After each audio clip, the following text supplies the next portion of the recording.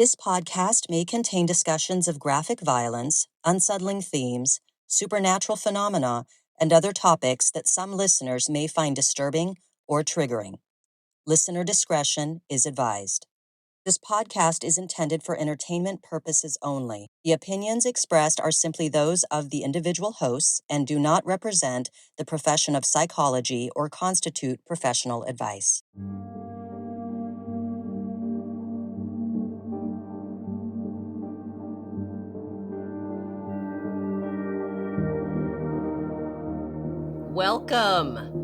Welcome back to the Secret Passage podcast. I am your host, Dana Vespoli, alongside my co-host, Shannon Rogers. Rogers, also Yes. known as Shanula, Shaniqua, Shantytown, Shan. Shanae. That's right. Don't That's forget right. Shanae. Yes.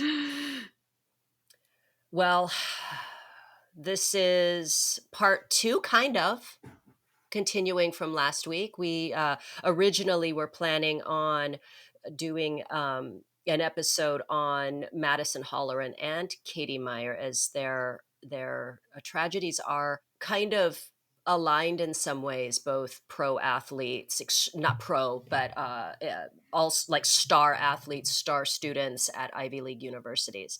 But before we get going on that, we want to give some shout outs. Oh, yes. Okay. Shout outs to our new paid subscribers on Patreon.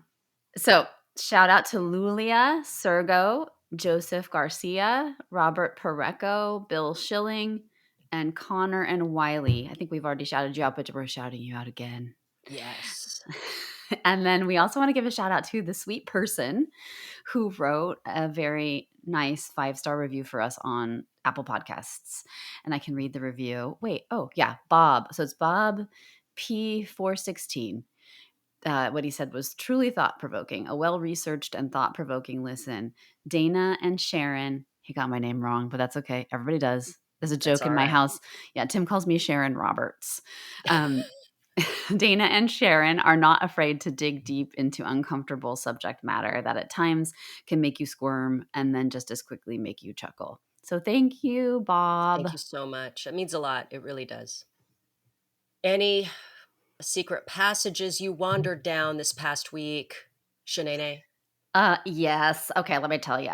So, when I wear these glasses, I always think of my little niece when she's so cute. When she was a little girl, she got those, those like Where's Waldo kind of glasses. Yes. She got some like glasses for Christmas. They were not prescription or anything, but she did this little video and she thought, "You wouldn't hurt a guy with glasses, would you? You wouldn't hurt a guy with glasses, would you?" It's so cute. Oh my God. So did you hear about the GameStop thing where the two guys cut in line, those like new Pokemon cards that were being released? Do you hear about this? No. Okay. So in Colma, people were lining up because the new Pokemon cards were available, and these two guys cut in line, and this dude got really upset, and they were like kind of having words back and forth. And then all of a sudden they just broke out into a huge brawl, and the guys like broke a glass jar full of weed over the guy's head. This is so like, yeah, broke a glass jar of weed. And then one guy took the shards from the glass and started stabbing the guy. I know, over Pokemon. So, so Tim and I were talking about lining up. And I was like, yeah, dude, like if you cut the line, like you get a lot of rage. I'm a big liner upper. I know that's a cultural thing. I know there are cultures that don't queue up, but like in America, we queue up, I think, as like a residual kind of like British influence kind of thing, right? And like it's so ingrained in us. And like when we go to there's this brewery, Drake's not Drake's dealership, the actual brewery here in San Leandro, and they don't have you line up for beer. And it breaks everyone's brains. Like everybody's standing there, like sort of lining up, and someone will just walk up and order a beer, and they'll be like, "What?" Like we just can't understand the concept of not lining up. And then so Tim and I just went down this rabbit hole of like, when I was a kid, I was get mad at little kids like in class when the teachers would say something like time to line up and people wouldn't line up. And then we were talking about, well, what's like too much? Like if you're waiting in line for tickets or you're waiting in line for, lunch or something or brunch, like how many people can you save spaces for if you're saving spaces before it's like rude and could incite violence? And so I asked AI and I was like, I think probably two. And so I asked AI and it's two. If you go over two, then it's just like, Yeah. right? Yeah, it makes me really uncomfortable. At the twins' uh, graduation, Mhm. we were sitting, and there was another family that we recognized because their son is really good friends with the twins, and they were like, "Well, here, let's just save spots." I had said, "Well, no, no, no, no. If you guys are sitting there, that's okay. We're still waiting for four more people." "Oh, no, no, we'll save these spots." I was like, made me Yeah. so uncomfortable. It's like, what about? It just doesn't seem fair, you know. I'm very much. It goes back to grade school for me, Yeah. remembering like you line up and then no cuts, no cuts. You're taking cuts. You're not supposed to cut. Don't cut the line. You know, we would Think like, about how mad you get. Like yeah. when we're driving or, oh God, think about this, because this is the other thing. So you probably know this from In and Out, right? Or anywhere Oh, you, the insane line that snakes around the block. but Yeah. what about the assholes that get up there? You're waiting for like 45 minutes. This is a place here called Lovely's Burgers, and it's inside of this brewery in Oakland, and they're amazing burgers.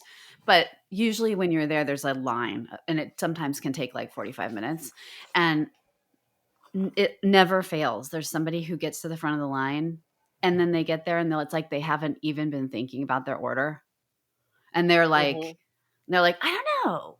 Should I do the regular burger patty or the impossible burger patty? And you're like, like you've been waiting for 45 minutes. How have you not thought of this? So there you Right. go. That's my secret passage. Yeah. My secret passage is, it shouldn't be a secret. It really shouldn't. We need more research. We need more information out there. I am in the throes of perimenopause. Holy shit.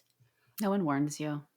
No, I went into a Reddit, this kind of support group Reddit thread about perimenopause and menopause, because there are days where I just I don't understand what's happening. Like the dizziness. Like I'll have this dizziness, not enough dizziness that throws my balance completely off, Yeah. but like this kind of like, this is weird. Is this going to go away? Is this going to get worse? I was like, I can't drive today. I don't feel comfortable driving. This was yesterday. So Jay had to do all the driving because I was just like, ugh, you know, Yeah. hot flashes, weird Rage. it rage, weird itchiness. I will get itchiness in my ears where I'm Yes. like, and I Yes. found out that's a fucking symptom. I'm like, what the fuck is this itchiness? I You know. know, why is there a bug that crawled into my ear and died? I don't understand. And it So comes on fast. It's like, like, ugh. and and But it, and and yeah, and it's like so unexpected for people who don't like jump scares. Being in perimenopause is like being confronted by jump scares, like these weird sensations that pop up out of nowhere. And yeah, there's not enough information. There's not enough research done on it. I'm, I was asked the other day, like, well, my partner, he was like, how long does it last? I'm like, doctors don't even have a fucking answer. it can be 25 years. It can be like 10. I don't, It it's could like, be a year. Like yeah, like some shit goes, and so mine yeah. was a So year. that's Well, I was in my 30s. I didn't know what was going on. I was like, I'm it a came on early. demon. That's right. Yeah, I was like, I'm a Yeah. demon right now. And I had no thought in my mind that it was menopause or anything. I went Yeah. to my doctor and I was like, they don't tell you about like, this is probably TMI, but they don't tell you about like all the changes in your private parts and like, just weird things that people start to Yeah. experience. And I went in and she's like, so I told her, I was like, I'm in menopause, I think, because my regular doctor tested me and was like, yeah, you have like no estrogen. Um, but she was like, so what's the goal here? She's like, you want to keep it open for business? I'm like, no one told me it closes for business. No one told me anything about that. Yeah. Like, right? Like some Right. women, it just, yeah. Yeah, there's a woman in the business who she was great. She about like just the way she communicated. She was like, there's so much shame in an industry that really fetishizes youth. I mean, it's not just the adult industry. It's all industries just really really making youth the gold standard for like how women should strive to be young. But when she started going through it, she said, "Guys, this is fucking crazy." Like she was having like pain in Yeah. her vagina, and it's like Yes. for a porn star, that's tough. Yep. And she kind of just said, anyone that might be starting to go, I come talk to me because I'm experiencing the worst of it. So Yeah. you know, but I remember hearing about that, and this was more than 10 years ago. And I was like, "Oh, is that a thing?" Because I didn't even know. I thought, "Okay, No. so this thing happens, and I'll just go talk to my doctor about it, and he or she will fill me in on what to do, and we'll be good." And it's like, no, it's not how it works at all. Like it's still so experimental. Some of the shit, And there's not a lot of research, like you said. It's just not. yeah. It's an under. Yeah. I feel bad for people our moms, our parents' age, Oh because, yeah, there's I think they're really seeing the effects of being estrogen deprived over the lifespan now, and they're recognizing that we just didn't used to live this long, and living yeah, without estrogen for that long, it affects all the systems in your body. And right, it's so anyway, and thank God for people like Mary Claire Haver who are, taking this yeah, up. And I think our generation really is kind of the generation yeah. that's mhm. Right, acknowledging like, hey, we kind of need to have a conversation. We need to talk about this. Yes.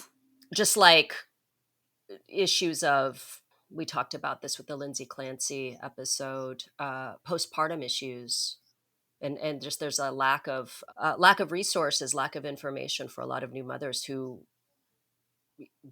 there's no way to tell how you're going to respond after giving birth. Yeah. And then these women end up vilified. Yeah. You end up being referred to as crazy, out of control, hysterical. It's like, actually, there's my body is on fire internally with Yeah. stuff.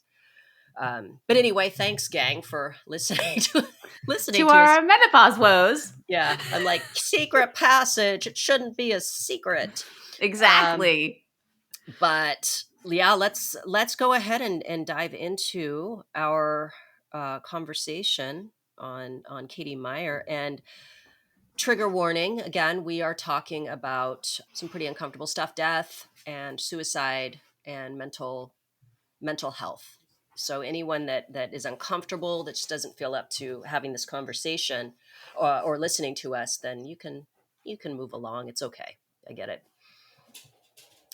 But yes, last week we were going to talk about Katie Meyer along with Madison Holleran, but Katie needs her own episode. And this is a case. There's a legal case involved with this, a lawsuit that Katie Meyer's parents have against Stanford University. But before we get into that, let's talk about who Katie Meyer was and is still in a lot of ways. She is the reason why there's a law now that passed, right?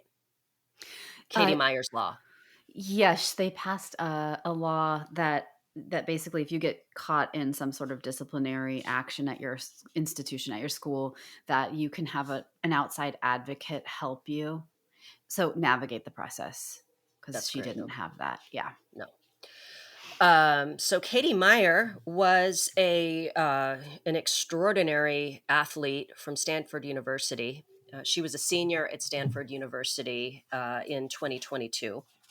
Excuse me, Bruno. Bruno has a lot of opinions. Okay, stay right there. She was a goalkeeper and the team captain for Stanford. And she was also an extraordinary student and was applying to law school. There's footage of her saves, her as goalkeeper. She was like, there's this great documentary it's called Save, the Katie Meyer story, right? On Mhm. ESPN. Mhm. Wow, a tremendous athlete, powerful, just, and so much sass. I remember because I texted you, I was watching it and just like brokenhearted watching this, but like she was just like she was such a badass. Yeah. There's that part where she fucking someone from the opposing team got the ball in, and then the player was like overheard saying like, well, it's the goalkeeper's fault or whatever, and then Katie, they end up winning the game because of Katie, and Katie's just like going up to the camera and she's like, she does Yeah. the whole, yeah, shut your mouth. So sassy. But anyway, an incident happened 6 months prior. So, because it took about 6 months for this whole thing to kind of go down. 6 months prior to her death, a young player on her team had a terrible experience at a party. This young player, young meaning she was 17, so underage. Mm-hmm. But a Stanford football player had forced himself on her in like I think it was like a stairwell. a stairwell, right, where no one could see, and kissed her, without her consent. And he And said, "No one can see us here," which freaked her out. yeah, and I can only imagine you know, it's very intimidating, very scary. You don't know what Mm-hmm. to do. No one's there. And she went to her team and she was very upset about it. And Katie was understandably enraged on her behalf. And so following that, Katie came across this football player and she spilled hot coffee on him. And the player was the hot coffee like scalded him. He went to the athletic trainer at the school and explained what happened, because he was I think it was like, hey, what do I do for this? I mean, it wasn't like he lost skin or anything like that. It was painful. And then word got to the dean, basically, and the girl did not want to, the young player that had been kissed by the football player, didn't want to escalate things. She didn't want to bring charges against him. And the football player wanted to drop the whole thing. Just didn't want to get Katie in trouble. There's no way to know his reasoning why. I think he just didn't want any attention on what had happened. But nevertheless, he didn't want things to escalate. He just wanted things to end amicably.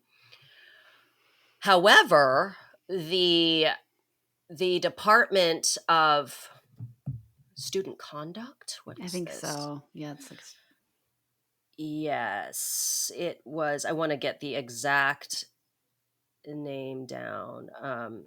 Essentially the kind of governing body that oversees student conduct and student behavior wanted to move forward and investigate what had happened. And so Katie maintained that it was an accident, insisted that it was unintentional. And the department didn't believe her. I think that there were witnesses and kind of words shared contradicting what Katie was saying like, oh no, she was pissed. She did that. She had her teammates back. She was angry. So the investigation took 6 months. The department had 6 months to make a decision about whether they were going to move forward. And in the last possible minute of that 6-month investigative process, they sent an email out at 7 p.m. on that last possible day. So you can imagine Katie thinking, that's so this is done. cruel. Yeah, this is So done.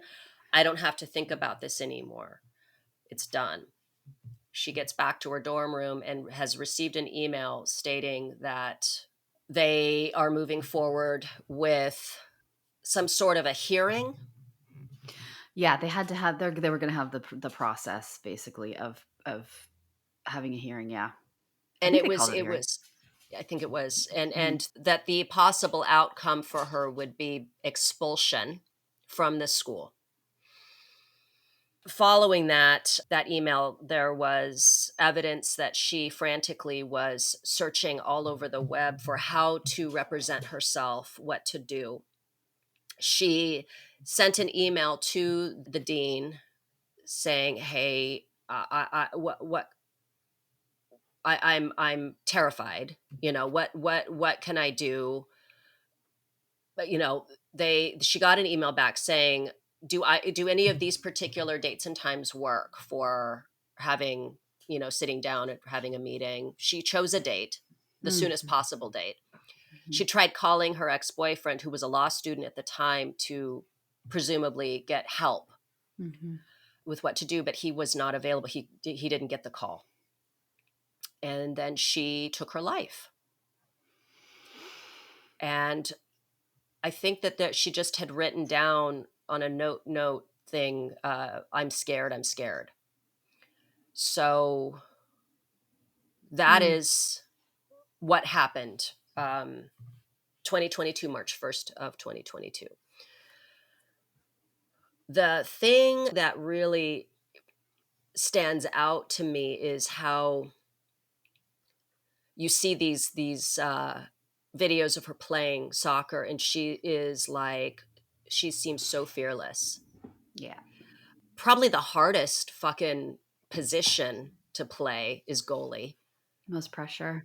The most amount of pressure. My oldest child was a lacrosse goalie. It was hell.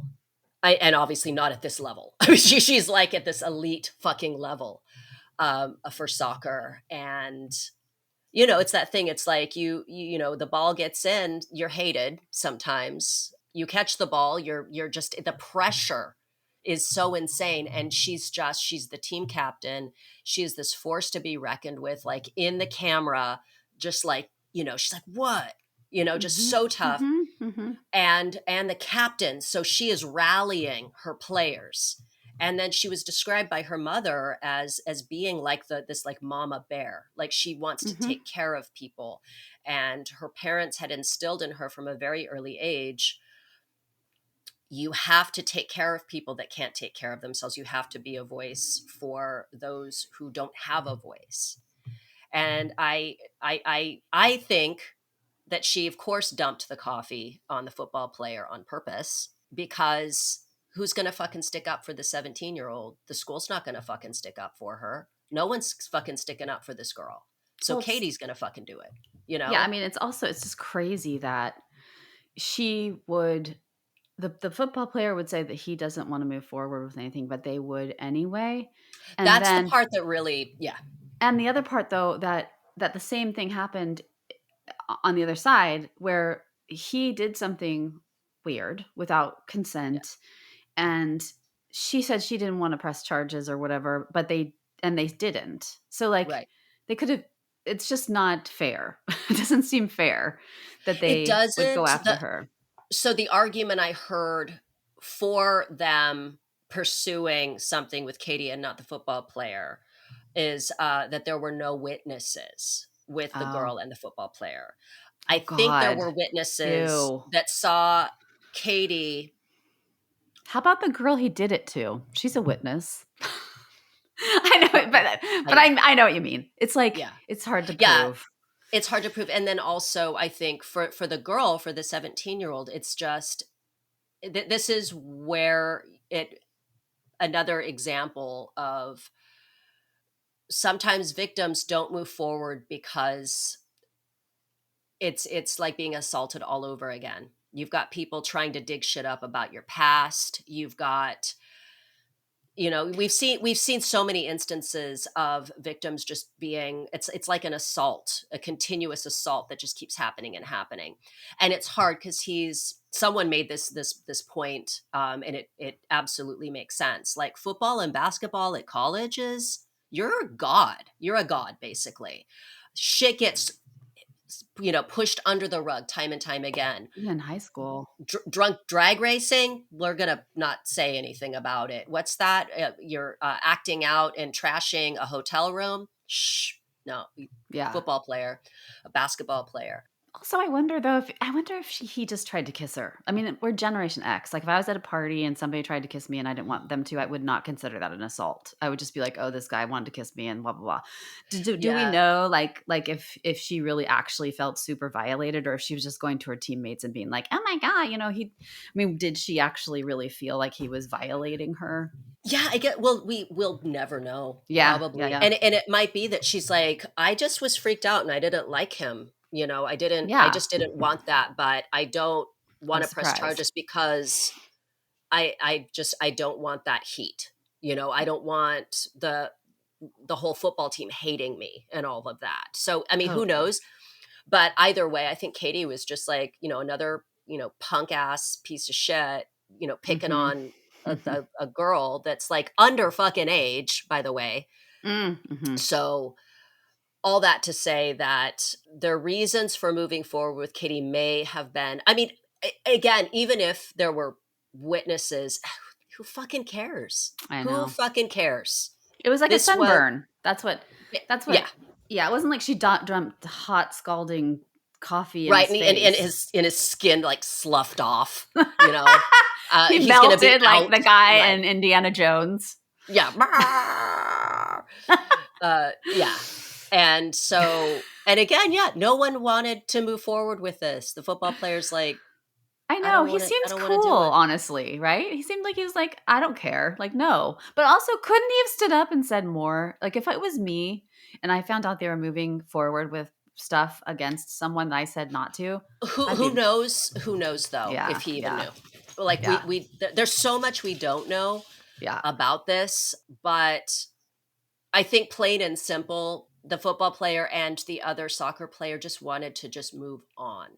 Mhm. And I'm sure Katie just wanted to move on too. Oh, And these God. guys were just too big for their britches, this department. Stanford's Office of Community Standards took it upon themselves to move forward with disciplinary action against Katie Taylor, despite the fact that no one wanted any of it. The people involved in, for lack of a better word, the case, the young soccer teammate who was kissed against her will by the football player, and the football player himself, neither of them wanted to move forward with anything. The football player just wanted to drop it. And the Department of Community Standards just insisted on moving forward, which just really feels like kind of throwing your weight around. And the woman involved, looking at her social media, she was about that life. She was really into, like, she had a post.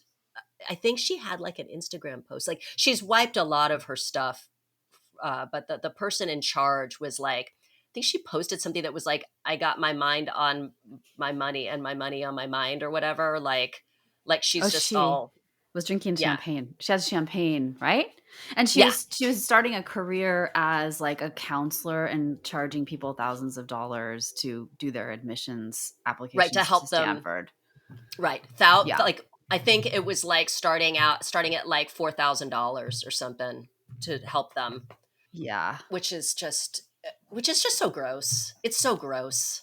Do you want me to tell you my perspective as someone who worked in higher education from like 2003 to 2012? Yeah, Like, so when I was trying to figure out where, I'm listening. I'm just helping yeah, yeah, Poochie up. yeah. He's I know fine. Ginger's trying to get in my lap. Um, so I'm not even trying to hide the fact that I'm wearing leggings, by the way. Um, it's all about the comfort today, folks. Look, I got these bad boys up. Yeah. I was like, am I going to wear a bra or not? I did.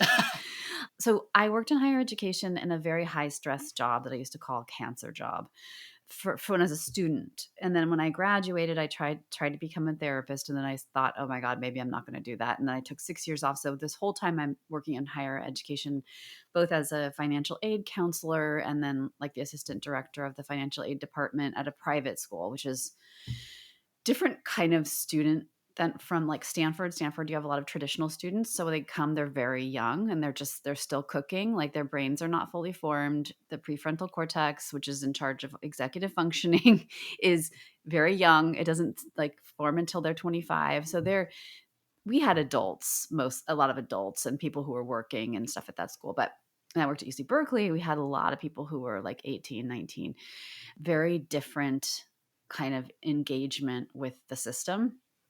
But, when you work in higher education, you tend to not make a ton of money.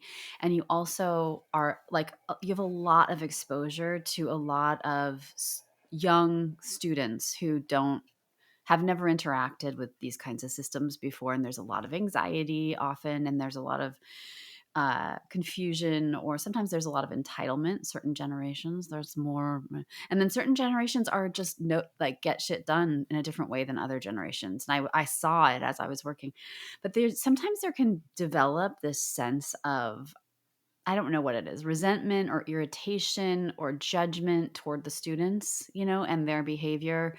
There can also be, I've seen people get high on their kind of power that they have, especially when they're in those roles where they get to decide someone's fate. Maybe in their life they don't have that kind of power and they like this power a lot. And so they use it, in a way. And but I know I have a counseling background, and that has totally shaped my mind in a different direction. And sometimes I can't even remember what it's like to be like a civilian. But I would say that in colleges, there's an awareness, especially at colleges like UC Berkeley, where I worked, or Stanford.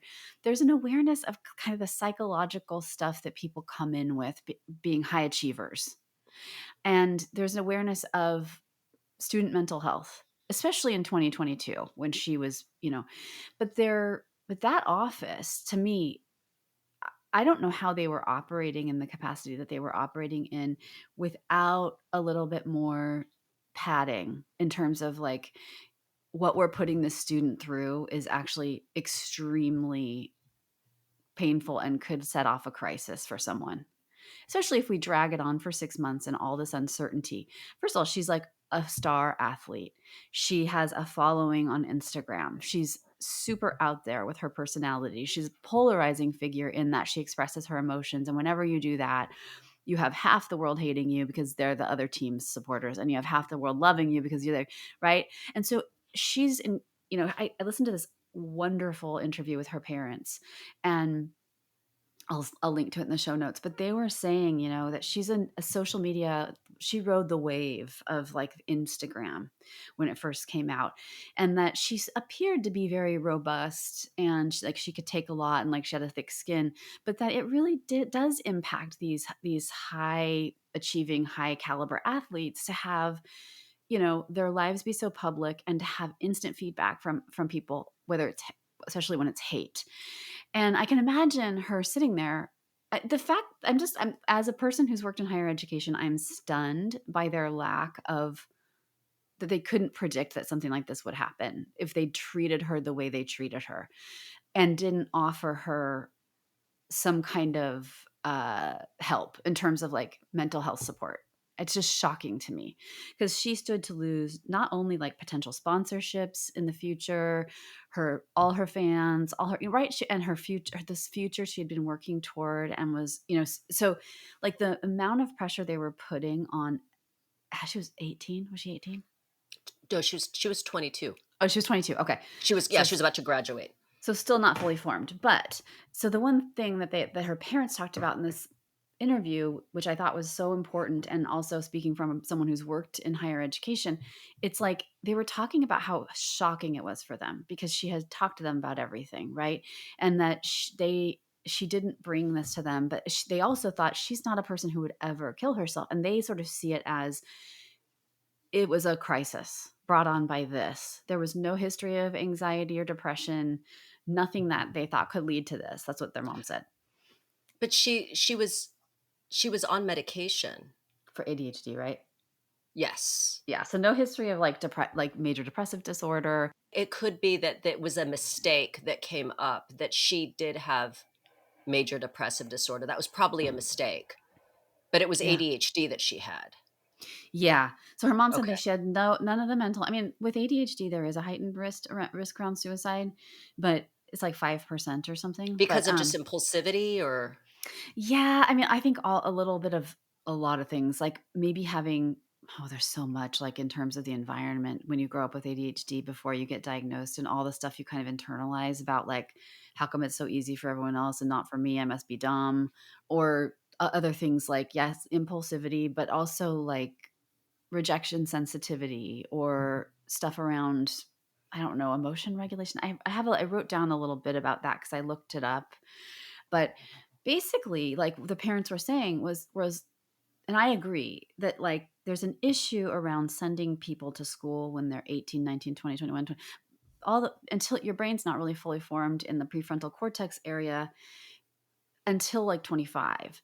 But you're sending these kids off to school, they wanna be adults, they wanna be adulting, but you have absolutely no legal right to there's FERPA and then there's HIPAA, so you don't have any legal right to their education information about what's going on, and you don't have any legal right to their mental health records, and they have to sign a release. Your kid has to be willing to sign a release for you to ever have access to any of those things, and to me, that's the biggest question in this whole case is, like, how do you navigate having a kid who's not actually fully full baked going into school and facing stuff like this by themselves, and you may or may not be able to know unless they tell you.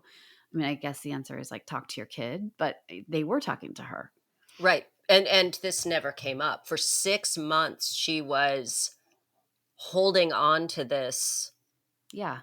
this bizarre, like, disciplinary action, this thing, like, held over her head for 6 whole months, keeping it to herself. Ugh. Worried, like, scared, Scared. terrified. Wait, also simultaneously waiting for an answer back from Stanford Law School because she was waiting to hear. It just seems punitive, like, It really unnecessarily. does.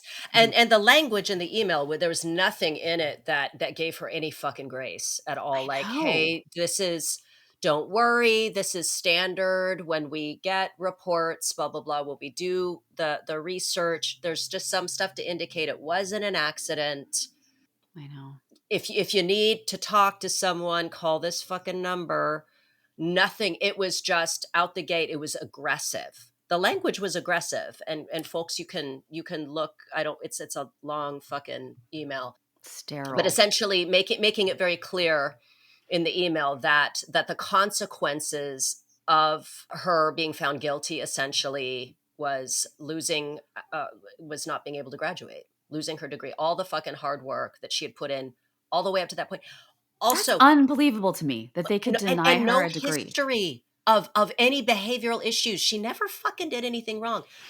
Stellar student, stellar role model. I mean, she was a great face for Stanford University for women's soccer. She was like the face of it, and Mm. well liked by everyone. No issues in her classes. No issues in the dorms. No issues. This one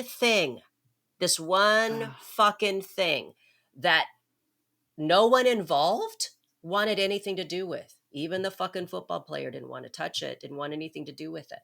And they could have let this go. They could have, but it's that thing of just fucking high on her own fucking supply. I just Lisa, know. Yeah. What's her name? right? That's her name. I just want to make Oh, sure. yeah, it's something. Let's get the right name before we slam Yeah, her. sorry guys, I get so heated. It's terrible. I mean, think about this. I don't know. It just seems like I can imagine her pushing that key, like the send button, with, like, sadistic glee. Like, that I've seen people in the education field harbor toward students, which is, ugh. I mean, I know it comes from their own burnout and, maybe their own, like, negative experiences over time with students, but it's really, that's what I wondered when I first heard this. I was like, ugh, like, what did she have against her? Yeah, and apparently she was the lead dean responsible for preventing student suicides. Ugh. Hi, I Uh, think you got some work to do there. And prior to Katie, there had been like 4 other suicides before hers. Not in the month, or even, I mean, it was like inside of 2 years. That's a lot. God, I would think That's they'd a be on high lot. alert. I mean, You would think. yeah, every school I worked at, I was a therapist at CSU East Bay, and that was a lot of what we talked about. And the only thing I can think of, well, no, she was supposed to be the person in charge of suicide. One thing I will say is that I think it's terrible in terms of our training as professionals. And she wasn't even a therapist, but like all training in Yeah. any position that we never really talk. We got 6 hour. It's like there's a 6 hour class requirement for suicide prevention and suicide treatment to get your degree, as at least Right. my degree as a master's. But I'm just thinking, like, it doesn't take someone who's like super super empathic to recognize the pressure you're putting on someone when you do that to them. It's shocking to me that they just let it roll on like they did. I don't know if she had shown more symptoms, if she had showed up, to counseling and said, I'm feeling suicidal. I can't handle this. But then the therapist wouldn't be able to tell the administrator unless she signed a release. So there's all this like stuff where this stuff gets bound up. And I know why. You got to protect people. If she Right. was an imminent threat to herself, like if she told them was going to commit suicide, she had the means, she had a plan, they could call her parents, or they could call this, they could say to try to prevent it. But anything short of that, like she did show up, right? And say that she was having suicidal ideation. Is No, that, that was that Madison. was Madison. Okay. Yeah. So I Yeah. don't This know. this is Mhm. the difference. I mean, there's many differences between Madison and Katie, but with Madison, she had been having for a at least for an entire semester, had been dealing these with suicidal ideation, anxiety, and depression, and Mm. was trying to get help. So the signs were there, and she was asking for help. With Katie, it sounds like there was nothing happening that was indicating that she was having any sort of a mental health crisis until this. What's so trippy is her parents talked to her by FaceTime the night before, and they said there were no clues. She was buying tickets to, like, her mom was buying her tickets for spring break. She was buying tickets to another trip with her friends. She was making future plans. I just imagine a rubber band, like stretch, stretch, stretch. I imagine myself like hitting refresh, refresh, refresh, refresh. When's that letter coming? And thinking, oh my God, they're going to let me off maybe. Like maybe there'll be some relief. I'll get Oh, you're word right. She's today. like buoyed by the fact that it was probably 6 p.m.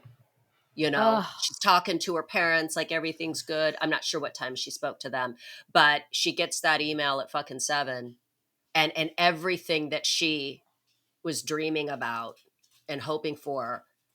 One of the things that her mom made a point of saying in this ESPN documentary was that Stanford was her home.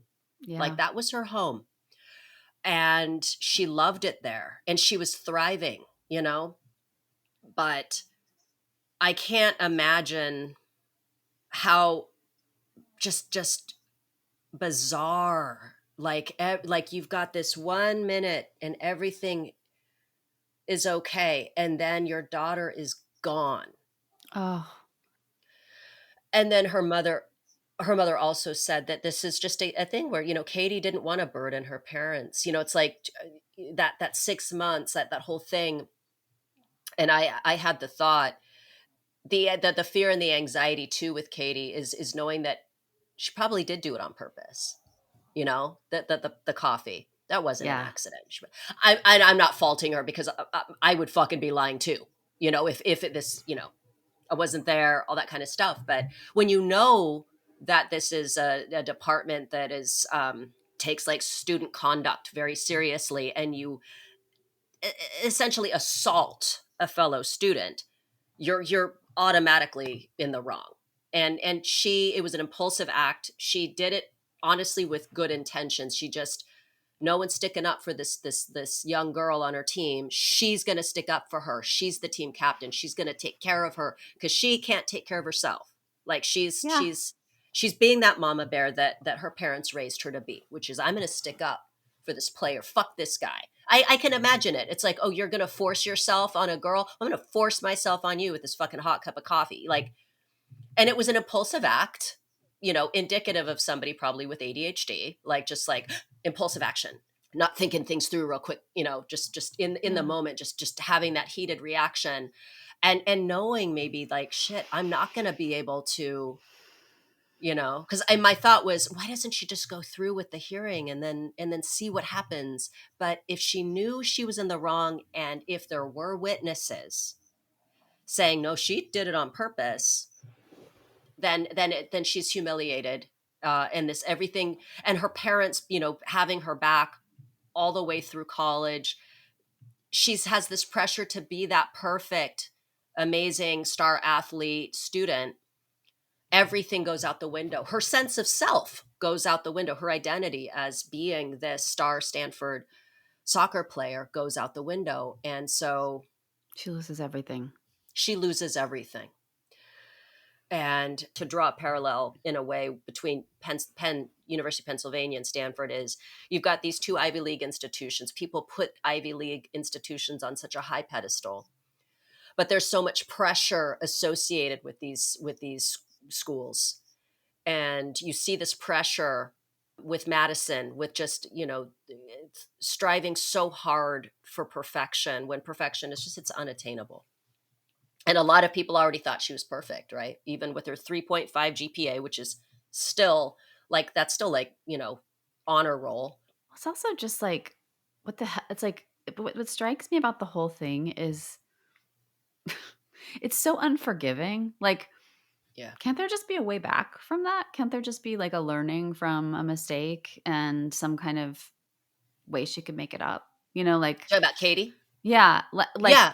like why does her life have to be ruined because of like, it's just, there's something so like Right. just harsh about it. Yeah. Like, Is there no like kind of measuring stick here? Like, okay, attack a professor for a bad right. grade, right? Versus a disagreement where a perfectly capable grown ass fucking big ass football player can handle a hot fucking cup of coffee. And I Like, you don't know know what how I'm much she saying? spilled on him. Did she spill the whole thing on him? I I don't know. have no idea. Like, But I'm not like, he's advocating alive. scald. Yeah, exactly. Yeah, I'm sure he didn't lose practice time. He didn't even want to deal with it. He's like, whatever. I don't want to fucking pursue it. Let's drop it. I am pissed off at the freaking person that he Lisa told. Caldera? No, the Or person that no, told the her. trainer. The trainer. It's like, shut Well, up. actually, it might be standard. You know what I mean? It might be a standard thing that happens. Like, I'm not sure how it got to them, but the point is they heard it, and it's like, you really want to go forward with this? Of all the fucking things. That's the thing. I swear to God, I'm so glad I'm Generation X. Like, this shit that just did not happen. I mean, I know we were like raised by wolves, like in institutions too. Like, I told you about how I got pants once, right? With my MC Hammer pants on. When you Did were I in ever tell you college this? or in high school? In high school. So this is the boys got away with a lot of stuff in high school, but yeah, I had hammer pants on, and you know how they were like, people would wear those pants with elastic waistbands. Yeah, And yeah, yeah, yeah, right. yeah. The So drop this kid, crotch. yeah, well, these Yeah. didn't. These were just like rayon pants with like Sure. a thing, like not sexy at all. And Right. they're like pajamas. And so Right. this guy comes up and he pantses me, and so I go to class, and I'm like, I got to go to the office because this guy pantsed me, and my teacher looked at me and she was like, "This is a teacher." She looked at me and she was like, "Well, I mean, don't you think you were asking for it with those pants?" I'm all, Um, I'm like, these pants? Like, pretty sure they wear these underneath burqas. Like, not sexy, not a mini yeah, skirt. But even if it was a mini skirt, would I have deserved to gotten pants? No. no. But yeah, it's like that back. I mean, seriously, that would not even register on anyone's radar if that happened during our college years, right? It would Yeah, just be like, this person, yeah, got pissed off, and people would laugh about it maybe. They wouldn't go to the trainer and be like, oh, and the trainer wouldn't run it up the line to the dean, I'm pretty sure. Which it also yeah. makes me think, like, it also makes me think, was there a bias against her because she was so badass and kind of, That's what I was wondering. Because I hate saying this, but I'm like just putting it out there. mm-hmm. So that dean did not have a prestigious academic background. Let's put Ah, it that way. That dean basically got her degree or certification from a school with like a 95% acceptance rate, right? Definitely not a Stanford type school. And this isn't me being judgy and snooty about where people go to school. But I think it mattered to this dean that she was now dean of Stanford. and she has some power. Yeah, and so I did wonder. It's like here's Katie. She's beautiful, beautiful girl, incredible athlete, and just like a golden girl in a lot of ways. I mean, I keep repeating it, but like it's a big deal. She was captain of a really fucking great team, a recognized goalkeeper, outstanding goalkeeper, and a stellar student to the point where she applied to Stanford Law School. You don't apply to Stanford for law school if you don't think there's a good chance or a decent chance you'll get in. She was amazing. Like, No, honestly, I'm so Katie's amazing. angry. I'm Yeah. so angry that she is dead. This is so Yeah. unnecessary. Yeah. Yeah, Yeah. no, she's from Newbury Park, which is like neighbors to me. Like Aw. went to Newbury Park High School, which my oldest son, wrestled there. Not he wasn't a student there, but there was some tournaments there. Okay, so here's my question. Yeah, Okay, check this out. So this happens in institutions. They don't always talk to each other, the different or parts. sure. But in smaller, like at JFK, we just walk down the hall, like, oh, this person's having trouble. If they don't get this, whatever, they're not going to get their financial aid, and then we could intervene. But I, I'm so shocked. I mean, I don't know if this happened and maybe they just weren't very effective, but if you have an athlete that's going through something like this, that department should be communicating with her coaches, and the coaches play a huge role in these players' mental health and their mindset. That is such a good point. Like, That is such a good why? point. Yeah, And also, I'll go a step further. Well, I don't know if this would be applicable because technically Katie was a legal adult. I was going to say also letting the parents fucking know. that's my question. So that's my thing about the FERPA and the HIPAA thing. Like, if your kid goes to school, if I was a parent, I would ask them if they would feel comfortable with having a release signed, at least while they're 18, 19, 20, 21, 22, right? Like, their brains are. I remember when I turned 24, I was like, whoa, I feel way smarter than I ever felt before. I could feel my brain, my prefrontal cortex forming and taking shape. And what the thing with brain development, and they talk about this a lot in the podcast too, and it's a really good point, is that the middle brain is developed, but that's like the emotional brain. That's the brain that is impulsive, and you don't have the prefrontal cortex to check that yet fully formed. So you have these kids running around with all of these stresses, all the stresses of the life change of becoming, a college student and an athlete in her case, and their parents can't do hear anything from anyone unless the kid tells them. And so I think at least somebody should have encouraged her, like, listen, talk to your parents, get them involved. I know you probably don't want to because you feel ashamed. There's so many things that could have happened to help her with this, even if she didn't outwardly seem upset by it. Like, do the math. Like, of course she's upset by it. Like, her whole life is hanging in the balance here. So it just is just shocking, the failures at all different levels to me. Also, here's another thing just to go along with what you're saying, as far as like opportunities to give her some sort of help, reassurance, something. And that Mhm. is in that when she responded to that email saying essentially disclosing like this, I'm freaked out. She said, I'm This is distraught. I'm distraught. There was an opportunity there for the person because she got a response back right away, saying, "Oh, well, you can do any of these times work." Of saying, "Do you need to talk to someone? Hey, I hear you're distraught. I hear that. I understand. Please don't worry too much. Or suicide check. Like, are you having suicidal ideation? Have you talked to your parents? Anything. Yeah. Yeah, something that like started a dialogue with her. And I maintain that when you work in that department, when you're essentially in charge of I mean, really the well-being of students. I mean, students that are maybe on the receiving end of being whatever. Mhm. When there's the threat of expulsion, Yep.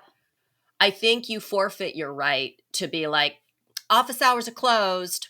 Don't send the fucking email at 7 p.m. then. If you're not going to be That's available to help a student yep. and play dumb about the high stakes of being a Stanford University student and what that entails. Ugh.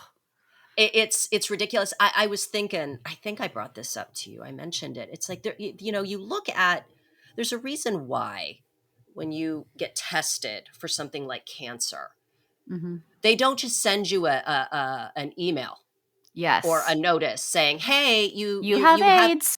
yeah, you have cancer. You tested positive for HIV. It's 8 o'clock at night, and there's nothing you can." There's a reason why they don't give you potentially bad news, That's a and really I good say point. potentially because You people can can live survive. with HIV now, right? You can survive Mhm. it. There are people that beat cancer, but it's terrifying to hear that your life can be over potentially, and they Yes. don't do that. So you don't fucking send an email saying, "Hey, guess what? Everything you worked your ass off for and you're like set to graduate in 2 months, that might not happen. Oh my So, god. Oh my sorry." god. That's what I'm That's, you saying. don't fucking do that. That's some callous, fucked up Especially when administrator shit. you've got these four other students not long prior who killed themselves. Yeah. Madison Holleran. Yeah. Madison Holleran killed herself. This is a thing that happens. I mean, that's the thing I'm talking about. Like, is there some kind of like fatigue people get and they get like compassion fatigue, or it's true, it happens. Like Yeah. you do lose. I lost a lot of my empathy a lot of times with students. Oh, they used to drive me crazy. But not all of them. But I had like 10, 15,000 students I was working with at Cal. But I also was working with the student athlete population who got special services and they got special treatment, and it's for good reason, right? It's a very important part of the school. So that's my other thing. I'm like, okay, so you have somebody who's like a star student athlete. Didn't they win the championships that year because of Yes. her? And because Yeah. of her. Yeah. Yeah. So you have the star student athlete. Don't you think you would wake up to other pressures? Like, we can't lose this one. Like, or, not to say that everyone isn't important, because everyone is important, but especially someone who's so high profile, like, I feel like it just feels like a personal vendetta to me. It feels It like, does. yeah, yeah, It really does. Or just absolute, just stupid negligence, yeah. because Lisa Caldera also was in charge of alcohol on campus, or something about like drinking, students and drinking, and under her watch, I something like an insane number of students were admitted to the emergency room with alcohol related Oh, things. So I'm like, yeah, clearly she's not doing great at her job. Like, clearly that there's a problem there. But again, I know we kind of went off on this, but it should be said that Katie's parents have sued Stanford University for wrongful death, I hope they win. and I think there's a very good chance that they will. I mean, really, they had a responsibility, especially given what the dean was tasked with, to act in Katie's best interest, regardless of, like, let's say that it's like, well, she did this thing on purpose, we think, but we also have a responsibility to be mindful about the way that we share this information, and let her know what her fucking rights are, right? She had to go Googling around, like, what do I do? What do I do? What do I do? Ugh. Yeah, right. And that's what her parents, or that legislation's kind of about, I think, is having someone outside. Well, the system circles the wagons and tries to protect the system, which is Stanford is Right. trying to do now. But, so you're in that system, and how much, so they're saying, yeah, get somebody from outside who can help you look at this and help you deal with this. I want to read the legislation. I haven't read it, but I think it's mandatory, which I think is important because Very important. because that's the thing. If they had mandated that she talk to someone like her parents or I don't know, a coach, something, someone could have pushed a little bit to say, this isn't good for you to be handling this on your own. We want to support you. We back you all the way. We'll be your witnesses, whatever. Like, also a little more context, please, about the different kinds of punishments. I think you might have just said this, but yeah, the different types of punishments. Like, It was like a blanket, like this yeah, blanket thing put over her. It's like, you're going to be expelled for that? Come right. It's on. like, yeah, there was no like, we have to look at it and evaluate it, and then there might be a way back from. There might be something that you can do, like pick up garbage on the side of the road.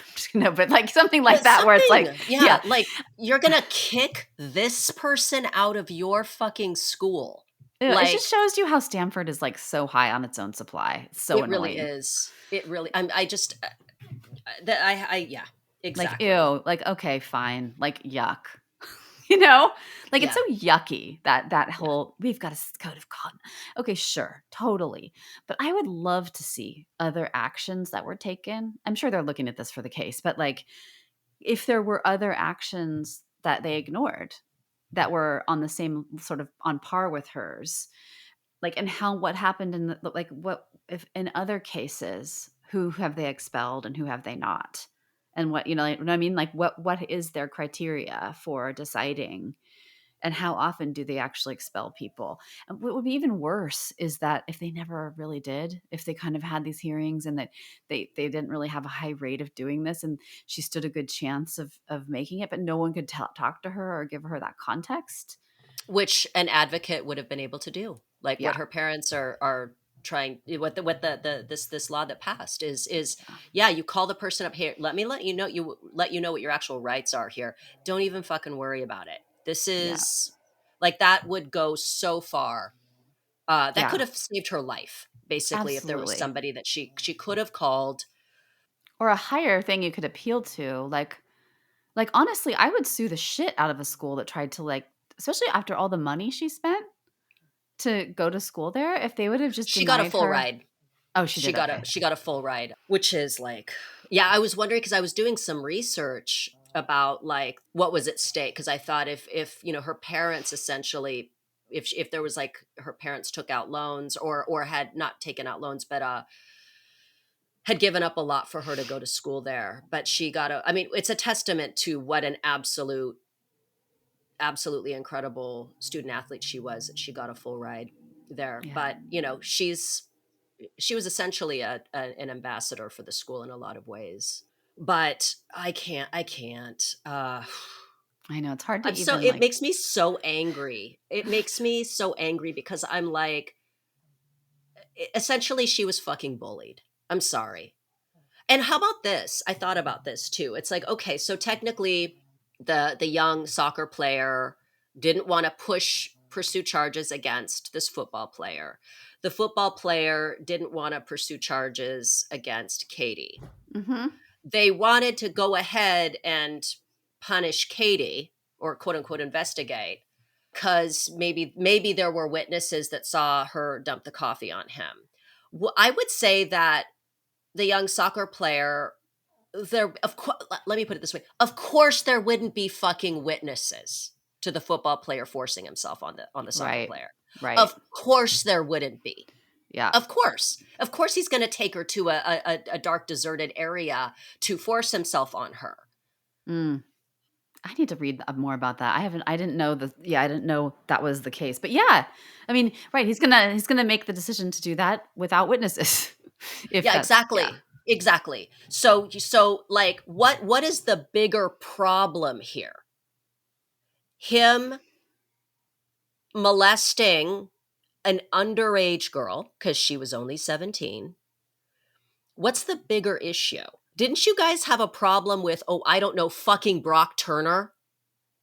You know what I'm saying? Like remember that kind of stain on your institution, that guy? remember when that fucking happened? And I know that this wasn't a rape, and I know that these witnesses came and pulled him off of her, or like yelled at him and all that, and Mhm. you could see it happening. But it's just, it's that the you could make the argument that the witnesses were the people she told right after that this happened. You know what I mean? The 17-year-old. But like, what's more egregious? I know. It's And it's especially when it's a standard practice that a lot of times victims of sexual assault don't want to pursue it because they're afraid. They're afraid of what the repercussions are. All this to say, I know this is all speculation on that. I wasn't there. I don't know, but it's interesting that they choose to pick on the girl that was trying to stick up for a young victim Mhm. and ruin her, potentially destroy her life, Mhm. and Mhm. bully her. They bullied her. So, because it's a thing, it's like, well, actually, nothing was going to happen. That's a scare tactic we do. We want to just terrorize the person being investigated, and then we, 9 times out of 10, we don't move forward. We just want to like throw our weight around and really scare her and show her who's boss. I don't know. It's just like, I know. It's part of me is like, okay, so what can we learn from this? Like going forward, hopefully they have learned something from this and will. I mean, well, their whole their con, what they're asserting is that Katie killed herself because of her parents. That's their position. Oh, That right, because she wrote that Yeah. essay about my parents are controlling or whatever. That's so interesting. It doesn't every kid at that age go through that phase of like, "Oh, my parents, they're just so controlling," right? And it's also a case of, sometimes it's like for the sake of getting that A, you're going to be a little hyperbolic. It could be that was just a method Katie was using. Maybe she was embarrassed about the fact that she had like perfect parents, which Well, honestly, her family did seem pretty fucking awesome, right? Just like Madison's yeah, parents. I was like, I wish they were my parents. Fucking Katie's parents are dope. I mean, she had her dad on, like her dad. he was Like, on her that's like podcast her, episode. right. She brought her father on. What does that tell you? I love my fucking dad, you know? It's so par for the course for that age to just sort of be pushing away from your parents, right? And kind of like with aggression sometimes, you know. And it's like the cool. It's like it's what college kids do. Like, oh, my parents, they're so. But clearly, they had a good, solid relationship with her, and uh, that's so sad. Stanford's trying to throw them under the bus, huh? That's just that's Well, they're saying, hey, look, we know it's tragic and that sucks and everything, but she did write this paper on how it was hard measuring up or whatever. And it could be that she did have a hard time because she wanted to be perfect for her parents. I mean, she didn't want to burden them with this 6-month nightmare investigation that was going on. She kept that to herself. yeah. Sometimes there's something like, oh, I see it all the time. Well, in myself, there are certain things, but in other people, in my work, I see there's just something about certain things that people will not tell. And it takes them a long time to warm up to sharing. And a lot of the time, it has to do with just feeling shame, like I feel ashamed of that. And it's interesting. This is subtle, but like in the interview I heard with her mom and her mom was saying, yeah, she was really out there with her social media because they were talking about social media and how if you ask all the coaches, like what's truly different between like when they were growing up and when these kids are growing up that are impacting their mental health, they all say social media. And she said, just talking about how she was out there and she's like, and she would put stuff out there and she was like brave, stuff would come back and people would have things to say and they weren't always nice. And she's like, I would say to her, oh God, just dial it back. Like, can you take that off? Like, just kind of like coaching her around, that. And in that, I kind of could hear that maybe Katie would be easy to internalize a message of being, especially with her out there personality as a woman, be really easy to internalize a message of being too much. And so like when the coffee throwing, that was an instance of too much. And like maybe this is total speculation on my part, but just feeling like that is one thing I feel so ashamed and guilty because I did that. Like I can't even get the words out of my mouth to tell my parents, right? Because it's just Yeah. too painful it's too painful. Right. Ugh. Yeah, that's why I wish someone would have been working on her, like at least one of her coaches, or you know, to soften it a little bit, because shame just sort of festers in silence, right? You just sort of sit there feeling ashamed, and it takes actual work, like humor, like sharing it with other people, time passing, knowing you're not alone, knowing that people still love you. And no one had the opportunity, unless they were doing the work to see, unless they were notified she was in this process and they were, you know what I mean? But I don't know if she let on that she was, because you see the podcast that she did, and that was right before she ended Yeah. her life. She And just she was very looks, upbeat. yeah, Yeah. yeah. Yeah, no, that's the thing too, and also being a team captain is she's gotta, if she's scared, she's not gonna let on. You know, Yeah.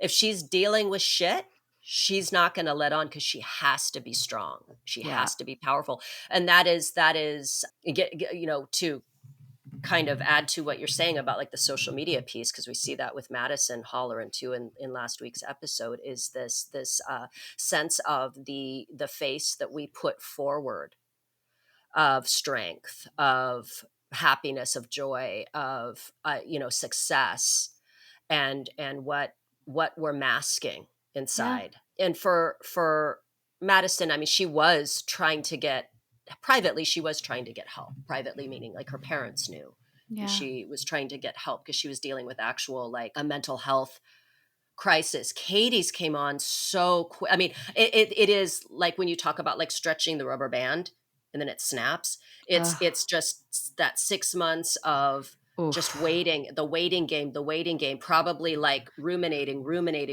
Okay, I think I'm going to be okay. No, I'm not going to be okay. I think this is going to work out. No, all of this stuff going, keeping it close to her chest until that snap of that email.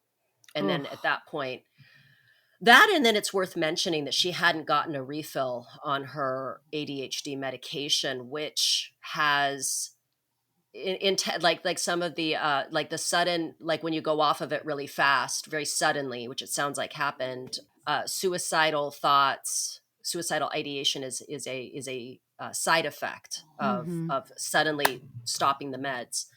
Ugh. So who knows if that kind of played into it, like dealing with her symptoms of also just the ADHD coming back full force. And it's not clear why. There was like some mix up, some problem with the doctor that was in Insurance or charge. something. The insurance, right?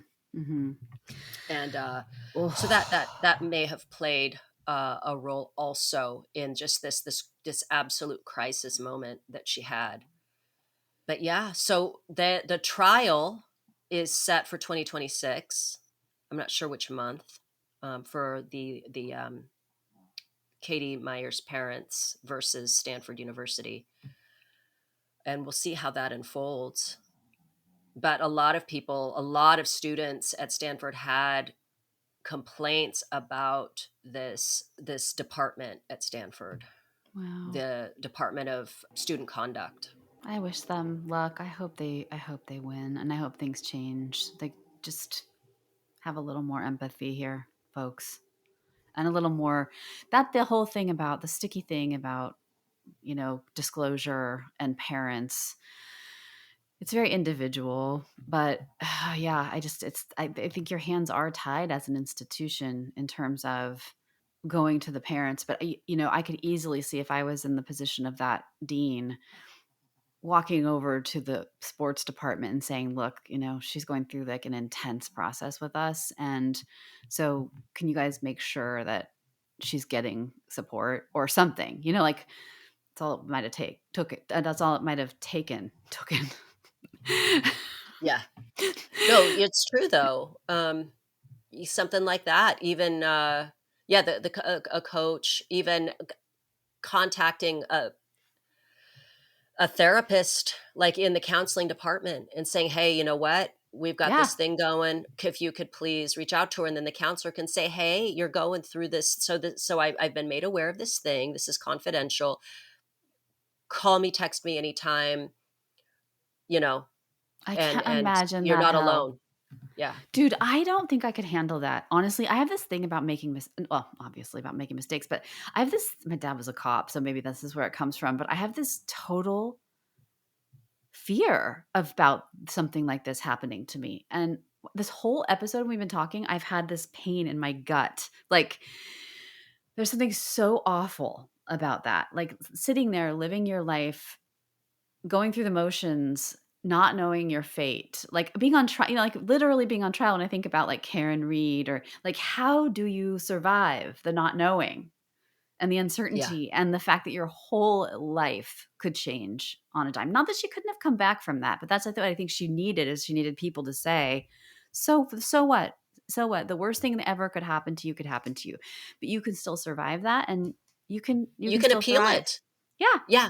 You can appeal this. I just it's I keep going. And I know that we could spend all day I just know. going back to this one thing, which is what the fuck, dude? It's not like she like did a running start from the back of like a lecture hall and like assaulted her teacher. It's not like she like broke someone's nose. I It's not, know. you know what I mean?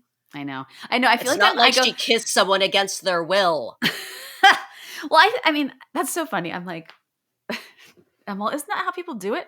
I don't know. Like, like I just remember being at parties and like people kissing each other without No, being I like, "Can I know. kiss you?" Anyway, but I know that that's the Yeah. thing now, and I agree. I think it's a good thing. But Yeah. yeah, it's like I feel bad because I keep thinking, am I gonna come away from this sitting in my bedroom tonight trying to go to sleep thinking, did I just say that it was no big deal that someone dumped hot coffee on someone?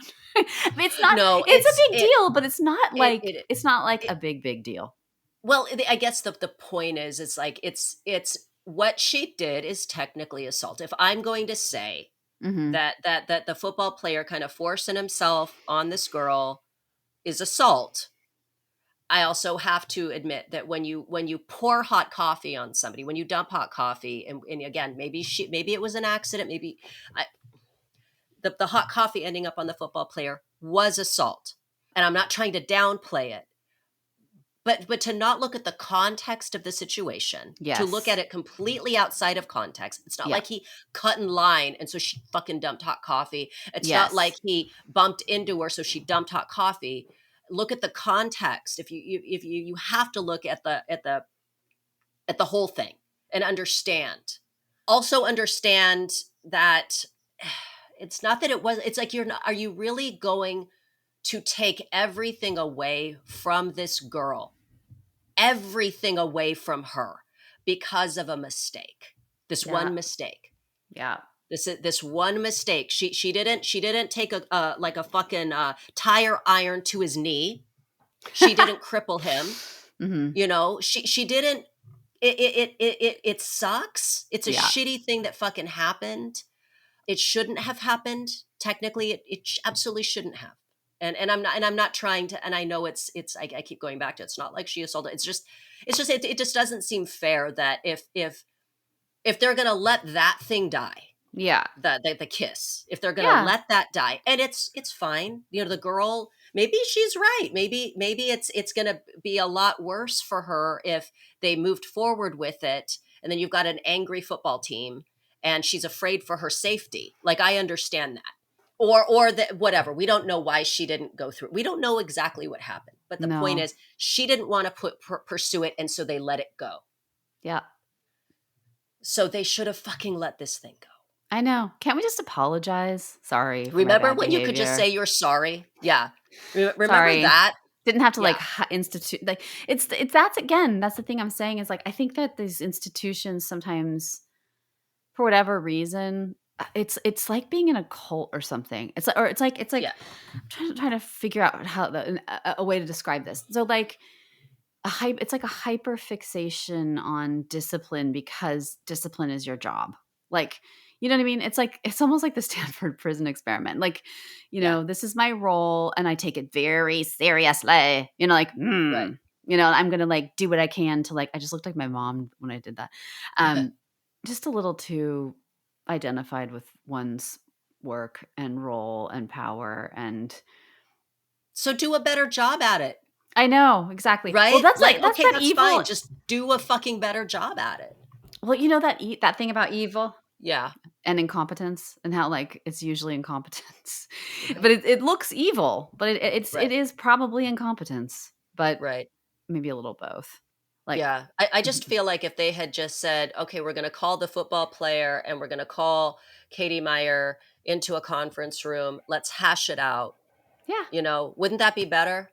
Wouldn't that be learning, could better? learn from Yeah. it. Yeah, you could Yeah. actually shaming people doesn't really, I mean, it does sort of sometimes extinguish behaviors, but it doesn't really, like, allow you an opportunity to kind of grow and change and be forgiven and forgive and make sense of things and understand. Yeah, it's stupid, and I just I hope they change that. I hope they have some, or maybe that was an option and they just didn't take it. Yeah, I guess we'd have to look more into it. I'm sure that with the lawsuit, they've probably like gone deep into it. What was available, the information that was available, made it seem like all they put in the email to her, which I'm sure she read several times through, was you this is what you're facing. Mm, And it's like, mhm. really? Because sometimes people beat the shit out of each other and then they're assigned anger management courses. So there's another fucking option. Okay, Yeah, it seems like you did this out of anger, so now we're requiring you spend the weekend attending an anger management course. How about that? I know. It's like maybe we don't make mistakes here at Stanford. Yeah, we don't ever We fuck don't. up. Yeah. Maybe you didn't get the memo before we let you into our hallowed halls, but we don't fuck up ever. Yeah. So anyway, guys, we could go on Anywho, and on and on. That is it's fucking so tragic that this happened, that Katie yeah. Meyer was felt basically felt like she had no recourse and she took her life. Someone who clearly had so much to fucking offer. And somebody who Oh, was like a really fucking who was like a solid person. Like I was watching her and I'm like, man, I would want her on my team. I would want totally. her. She would, I'd want her like having my back, because she fucking goes all out for her team and for people that she feels like that need that are that don't feel like they can speak for themselves. Like she could have really fucking done something amazing. I She already know. was doing something amazing, and so if anything good can come out of this, I hope that there are people that when they're faced with this anxious urge to take their own lives, that there's something in place, that there wasn't that didn't exist for Katie. I hope it exists for others because of this. Yeah, and you don't have to do it alone. Like, Yeah. just no one does. There's always someone who you can talk to and who can help. And I just imagine how alone she felt, and it just breaks my heart. Yeah, So, that is the most heartbreaking thing, is just thinking about her just feeling absolutely scared. Oh, guys, yeah. So, another on upbeat that note, episode. yeah, another upbeat episode. Sorry, guys. It's just important that we talk about this Yeah. because, after the Madison Holleran tragedy in 2014, and then we fast forward to 2022, and it's like, wow, nothing's really changed. You know, there's not anything in place for these young people that are struggling, and other things that haven't even reached the level of news that both of these tragedies reached. Yeah. But okay, thank you so much for listening, guys, Thanks for and listening. please follow us on our socials at Secret Passage Podcast on Instagram or X at Secret Pass Pod. You could also join our Patreon, where we have different videos and other episodes, trapdoor episodes as we call them, available. And yeah, we will see you next week. See you next week. Thanks, guys. Bye. Bye.